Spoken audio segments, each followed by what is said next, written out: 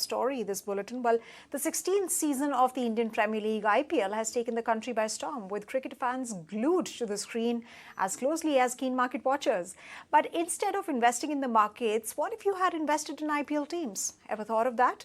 Well, what would your returns look like? And which stocks would best represent which IPL player of this season? Well, Sharad and Ankita Saxena, my colleagues, are here with all the details. So Sharad, Ankita, markets versus IPL, what does the outlook look like? Well, yes, the season of IPL is here, and do remember that this week is the playoffs and also the final is there this Sunday. Now, looking at the themes which we have actually discovered, the turnaround player is something which we like to talk about, and that is Piyush Chawla. He is the third highest wicket taker in the IPL with more than 20 wickets, and also the important thing is last year in 2022, his auction, he was unsold. That was the turnaround story, and the stock which we have picked up is Tata Motors. This is where we saw a turnaround happening in the third quarter itself, and also bullish commentary coming in on the EV launches as well as the JLR's net debt reduction plans. The stock itself is also up more than 35% Ankita. That's right, Sharad, but this was a turnaround player. But you know, amongst the newbies, I think Yashasvi Jaiswal has done so well. He is the fifth highest scorer in IPL with 625 runs from 14 matches. Also in the running for the orange cap, just 14 runs behind Virat Kohli. And you know, if I had to compare it to a stock, the name that comes to my mind is Keynes Technology. You know, that listed in November last year has completely outperformed.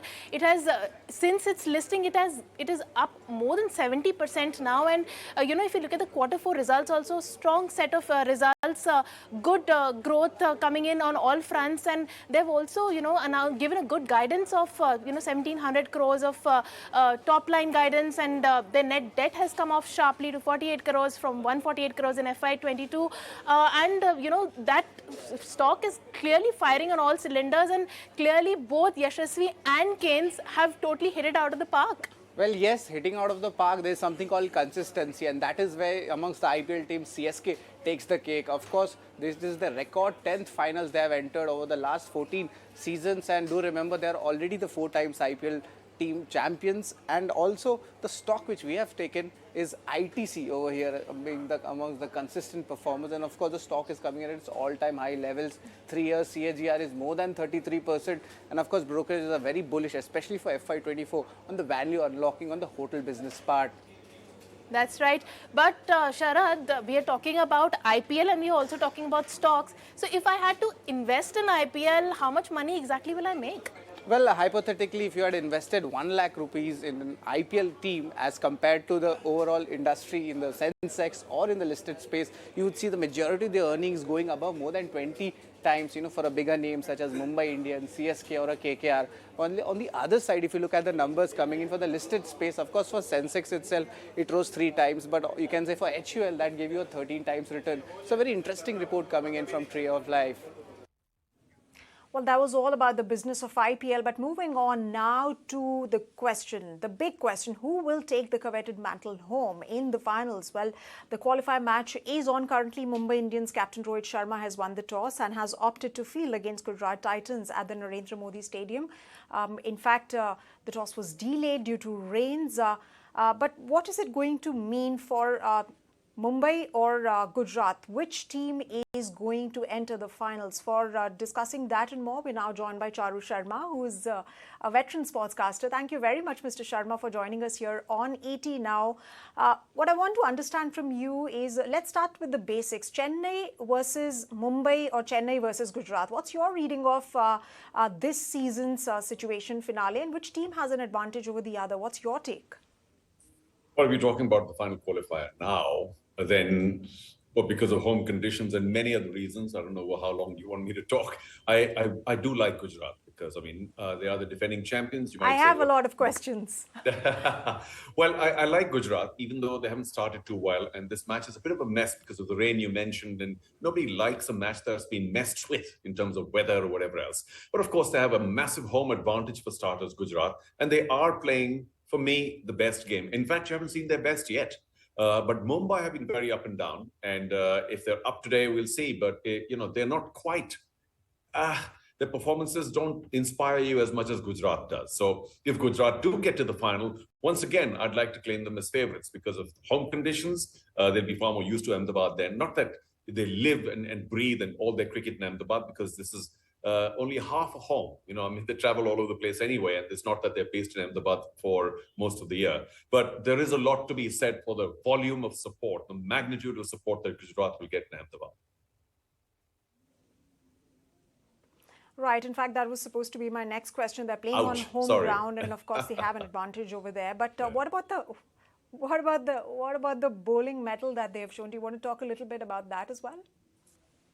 Yeah, well, they haven't done much wrong, because I think in terms of spinners particularly, and we have to mention Rashid here, Rashid Khan, who has been fabulous, and he's the kind of bowler that can rip through sides, and even if he has an off day, the batsmen are a little wary, apprehensive, because he's just that's the quality of Rashid Khan. Also, Mohammad Shami at the top. If he can get a couple of breakthroughs, then most teams can't survive that, because I do think Gujarat bat a lot deeper. Mumbai, Chennai both don't. And it's up to Mohammad Shami as the spearhead and Rashid Khan as, should we say, one of the finest spinners in the world, to make sure that the bowling remains tight. And even if they don't get too many wickets, they don't give too many runs away. So I do favor those two as the spearheads, the lead bowlers for Gujarat. Right. So since we're talking about shining stars this IPL, we have to talk about Shubman Gill in particular. I mean, what a performance he's displayed. Clean form in the past 5 to 6 months. And if I'm not wrong, Yuvraj Singh has been mentoring him, right? So where does his journey go from here on? And you also want to talk a little bit about Yashasvi Jaiswal, another highest run scorer? Well, let's take Shubman Gill first. Now, of course, everybody will claim that they're mentoring him, but I'm glad that Yuvraj is. But, he's such a joy and a pleasure to watch, because it's not just the fact that he's got runs. There are many sloggers out there, and they get these brutal runs where they hit some big sixes or whatever, and perhaps win matches. But Shubman Gill, there's a certain amount of purity still, in fact, a large amount of purity to the way he bats. And that's why it's such a joy. Even connoisseurs of the game, who generally don't like T20 because all the cross-batted slogging that goes on, can't really, criticize Shubman, because he is very classical as well. Tall, elegant. We'll talk about the fact that he might get a lot of endorsements because of the way he's going now later, but just about his batting. The most spectacular thing is that he's not like a 360 player. I mean, he doesn't move around too much in the crease. His head is rock solid. And that is what is allowing him to score all those runs, because he can take a late decision. He's just very balanced and solid, particularly in the head at the crease. And, luckily he's scoring runs, so the confidence is also very high. I just want to add one little point, because now this is the business end, right? And you're a business channel, so you appreciate that. It's the team must not now treat him like Sachin Tendulkar in the past, that, oh my God, you are the one and you're going to make us win. I think the team should in fact do the reverse, saying, hey, Shubman, take it easy. There are plenty of batters here, plenty of match winners. Go, relax, and play your game. Don't kind of take the pressure that I am the leading scorer and I need to do it for my team, because that can often kind of just stiffen your hands a bit, and we don't want that to happen for Shubman. Well, that's some well-meaning advice, Charu. But talking about young titans, who else has stood out for you in this entire series? Who else can place themselves on the larger cricket map, especially as far as India is concerned? Yeah, well, I mean, you mentioned Yashasvi, by the way. I forgot to talk about him, because it's people like him and Rinku, sorry, I'm going a little off your question, who are, to me, the biggest gainers in the IPL, because otherwise they may not have gotten a look into the Indian squad, say, before the IPL 15 years ago. They would have just been great batsmen at the domestic level and very few opportunities at the national level, if at all. But because of the IPL, plenty of riches await them. And, there are a lot of people out there who are not happy in the fact that cricketers are earning a lot of money. I'm delighted, because after all the blood, sweat and tears that, ooze out on the field and everywhere else, they need to be rewarded. And people like Yashasvi and Rinku come from backgrounds where they really, cricket is now heaven for them. And why not? So because they've struggled hard, they worked really hard, they haven't had many facilities at all when they were growing up. So they are fabulous stories, and not just the two of them. For instance, there are a few more, but what they do is turn into inspirational figures for hundreds and thousands of other youngsters from smaller places, or should we say less privileged backgrounds, who now can dream and believe with a large dose of reality. Seeing these people like these succeed, because otherwise, of course, people can dream, but sometimes it can get delusional. But they say, wow, this guy, he had nothing when he was growing up. And the hard work that he's put in, a couple of good breaks maybe, and look where he is now. I mean, these guys are extremely well off now, or should be very soon. And these are wonderful stories. And you are betting on Rinku. And I think, you rightly said that cricket in that sense can be a huge, huge leveler. It can really sort of give opportunities to people even from underprivileged backgrounds. But actually talking about the stars of the cricket, well, Virat has been performing great this year. Can he regain his place in international cricket? Well, cricket's a funny kind of individual game couched as a team game. Because ultimately, really, it's individuals that perform. It's not that all 11 bat together or do anything together. It's individuals. There's a bowler who's an individual. He bowls a good ball, it's an individual victory.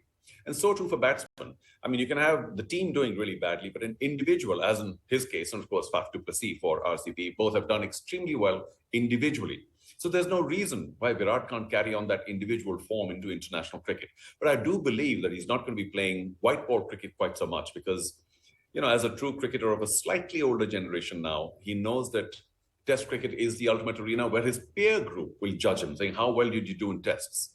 So, of course, we've got the World Test Championship coming up, and I'm sure Kohli's already there, trying to somehow get used to the red ball now, which is not easy. But to answer your question, yes, he still has a lot of cricket left, but I think much more the longer form. And I don't think he's going to play T20 cricket anymore. Maybe a few one-days as well, because the World Cup is coming up. And if the selectors choose him, I'm sure he'd like to get another cup under his belt. Right. We cannot not talk about cricket and, we cannot talk about cricket and not talk about Captain Cool. Dhoni has always proved his mettle as an ingenious leader, leading CSK and, perhaps for the umpteenth time this time in his career. And CSK has remained a consistent performer as well. But do you see CSK picking up the much coveted trophy here yet another time? Well, I don't know how to say this because millions of people, whoever's watching might say, well, I mean, how dare you suggest that CSK and Dhoni will not pick up the trophy? Well, he's a phenom. He truly is. I mean, and the longevity that he's shown, because it's not easy to not play cricket at all through the year and then come and look after an IPL team as he does. Now, admittedly, he hasn't scored too many runs this year. He hasn't given himself too many opportunities because he's come so late down the order, sending other people up. But whether they pick up the title or not, I've mentioned earlier that I do favor Gujarat to win back-to-back titles, defend their title, retain their crown. But, Dhoni individually, I mean, what a fantastic career, life for Dhoni. Because there is an X factor. A lot of people, of course, would like to talk about his leadership skills. He's a quiet kind of leader. How does he inspire people? By just being cool, relaxed, easy, instead of saying, come on, guys, we've got to do it now, guys. Because, in senior cricket, everybody knows what their role is. You don't have to G them up like they're a bunch of children. So he's just relaxed, telling everybody else to relax as well. And you might remember his famous media conference just before the 2011 World Cup, which, of course, hit that fabulous six of the winning six, and India won the title. Yeah, everybody is hounding him, saying, oh, my God, the final tomorrow, Dhoni, what you going to do? The final tomorrow. And he kind of took a nice, long, deep breath, and he said, hey, it's just another match. And I tell you what, he actually meant that, because that's the way to keep pressure off everybody. Now, you may say that, you've got to learn how to handle pressure, but, a lot of people who can't handle it as well as Dhoni does. And he's had a remarkable career. As a leader, sometimes you just have to also get, please forgive me for saying this, a little fortunate. Because in a cricket team, I mentioned it's an individual game couched as a team game. You've got to have other people doing well. All 11 need to be doing well at some stage or the other to be winning matches. You can't depend on one or two other places. Has he led his team? Has he made all the right decisions on the field? Nobody can. I mean, he doesn't have any divine powers, but things have gone very well for him. So he's also a child of very good fortune. But I take nothing away from Dhoni's success because he's such a fine, young, if I can call him, man, because his sunny personality, for me, is the biggest winner. And that's what's allowed him this iconic status as a captain, as a leader of the most, cricket following nation in the world. So you are, Mr. Sharma, batting for CSK's win. We've spoken about CSK, we've spoken about Gujarat Titans, but talking of Mumbai Indians, I'm sorry, I'm interrupting you. I wish Dhoni the very best. Go ahead, Mr. Sharma. I wish Dhoni the very best, but I think man to man, Gujarat have the edge in the final, should they get there. So we'll, of course, first they have to beat Mumbai. So just want to remind you that I've chosen Gujarat over CSK. But as an individual, of course, no praise too high for Dhoni. Right. And what about Mumbai Indians? We haven't spoken about them as well. Where do they stand now? They started off as youngsters, not so big, but suddenly, this team is doing rather well. What do you make of Mumbai Indians? Well, they also are somehow a very fortunate team because very, very often, I'm not saying every season, but many seasons, they kind of falter and flounder to begin with. And you wonder what's wrong with Mumbai Indians. Will they ever even make the Final Four? And then suddenly they pick up some momentum from somewhere. It's almost like there's a little bit of good fortune rain that drops on them. And they start building momentum and start doing well, which is why they are the winningest team in the IPL so far. But every season, virtually, you might notice, they kind of are very shaky to begin with. And then eventually, they somehow make it. In terms of their attitude, I think they have led the country in picking up individuals that do a lot of very hard work in scouting. And I think they've made a few careers out of people like, say, Bumrah and a few others who might have delayed his international career or an IPL career had Mumbai Indians not scouted so sharply and got these fabulous match-winning cricketers as youngsters into their team. And of course, they treat their team really well, which is understandable. I don't think anyone lacks for anything in the Mumbai Indians team. So people tend not to leave or not to seek other spots because they're looked after so well. Mumbai Indians, of course, like any other team, do let go people. And, you can't keep everybody all the time, but that's the nature of the IPL at this point of time. It's not fully mature yet. So you find that there's a lot of churn in many of the teams every season. And we have an auction every time to get new people in. All that will probably end in another 4 or 5 years. I think, once the league matures and we get into this player trading and follow systems that are followed by other very mature international sporting leagues. Right, Mr. Sharma, I'm going to rewind a bit and not talking of just these teams, but which team has really disappointed you? A team that started out strong on paper but didn't quite perform that well? Yeah, also, Sumita, you've got to stop calling me Mr. Sharma. Charu, please. Everybody does. So have you got a little bit of time left, Charu? Charu. Okay, Charu. Yeah, we'll go ahead with Charu. Thank you, Sumita. I'm really very disappointed with the way Delhi Capitals finished. Because for me, they have a very strong body of players. The sum of the players is very strong. I know they missed young Pant, Rishabh Pant, because of his very unfortunate injury, the accident. But no team is one-person dependent. And something went drastically wrong. We probably don't have the time to debate it here, but they just kind of lost steam, lost confidence, lost many matches by narrow margins, which they probably should have won, and then went into this negative kind of, whirlpool, a cycle, which is such a shame because they're a very good team. And so Delhi Capitals, for me, was certainly a team that played well below their station.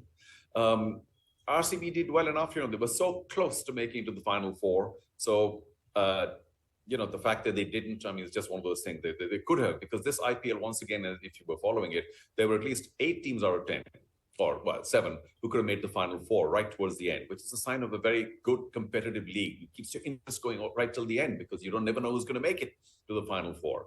So they were a little disappointing as well. And I suppose Lucknow, because Lucknow got so close again. And for me, when the new teams got their contract with the IPL, the 2 new teams, Gujarat and Lucknow, I honestly thought Lucknow was a very, very strong title contending team. But again, they've faltered a bit this time. So that's been a bit disappointing. But otherwise, I think I've named enough people because all the teams that didn't make it, would have disappointed or would have been disappointed themselves. But I think the biggest disappointment, Delhi. Biggest disappointment, Delhi. And Charu, I've been told, whispered in my ear by producer. In fact, she's telling me that Gujarat Titans is doing rather well. They've picked up great. And talking about Hardik, he's also been very, very innovative with the Gujarat Titans strategy, switching over to bowling and batting. And, not to forget, he also considers Dhoni as an inspiration, has been very vocal about his reverence for Dhoni. But how do you stack up these two against each other, both these leaders? Well, I'm glad your producer's watching the match. I wish I could. It's off to my left somewhere. But anyway, I'll get 92 for 1 in 10. All right. Yeah, they're doing very well. So, my team's doing well, just to be a little petty. Hardik is one of the biggest match winners in cricket in the world. Now, because of this player replacement situation in the IPL now, all-rounders have lost a bit of their preeminence, their premium. And so in that sense, he may not be held in massive regard. But the fact that he could bowl, this time he hasn't, 4 overs of reasonable pace with a little bit of movement and is a wicket taker, and of course can bludgeon that ball. Not in the same class, of course, as somebody like Shubman Gill in terms of just the organized skill of batting. But he is a match winner of the bat. And he has somehow kept himself, just like Dhoni, away from the action and has come in pretty late. He's come in at number 3 a couple of times, but otherwise maybe 6 or 7. Skill-wise, his only problem to me so far, and perhaps in the future of his career, is injury. He is a shade injury prone. I'm not suggesting he doesn't train as hard as all the rest. He's very fit. But, some people just have that as a bit of a curse. So this injury thing has eaten up a lot of his time. In terms of leadership and the comparison with Dhoni, I think he makes a very good point because he is trying to be, or is just naturally, I'm not sure. I think naturally, he's far more effervescent than Dhoni. He's sort of quieter, sunny, jokes around a small bunch. But Hardik is all out there. Hey, here I am. But he has probably decided that, when it comes to cricket, not as an individual away from the game, on the field, he has probably imbibed a lot from Dhoni, saying, let's just stay calm. Let's just stay cool here. There's no sense shouting at people or showing your anger because after all, I think he has risen above the game. So if you know what I mean, as did Dhoni, saying it's just a game. Yes, millions, billions of people are watching and we all get paid massively and, there are all these fans and we're responsible to people because there are expectations. But remember, at the end of the day, it's only a game. So once a big player can drop into that zone of, should we say, Zen zone, then they tend to be captains that are revered because they don't get upset. They don't, fire people, or they, especially on the field, when you show ire at a drop catch or whatever, that's just a little low because the morale of the team dips massively. I think Hardik is a good morale man because he, like Dhoni, just says, hey guys, take it easy. Let's have a good time. We all know our roles. Let's not overplay this, pressure sense and let's go out there and have a good time. In terms of decisions on the field, that's a little complicated because you take a certain decision, bring a bowler and he succeeds, you say, oh, wow, what captaincy. If he doesn't, people say, what a terrible captain. So, let's not get too deeply involved with the decisions that captains make because it's much more their demeanor that is important to the team. Right, Charu. Thank you very much for a fabulous, fabulous analysis. Always lovely to chat with you and hear out your opinions. We'll have to end this chat here. I'm told that we're completely out of time, but perhaps some other day we'll get you back on the show and talk about IPL, the business of it, and of course, the viewership interest as well.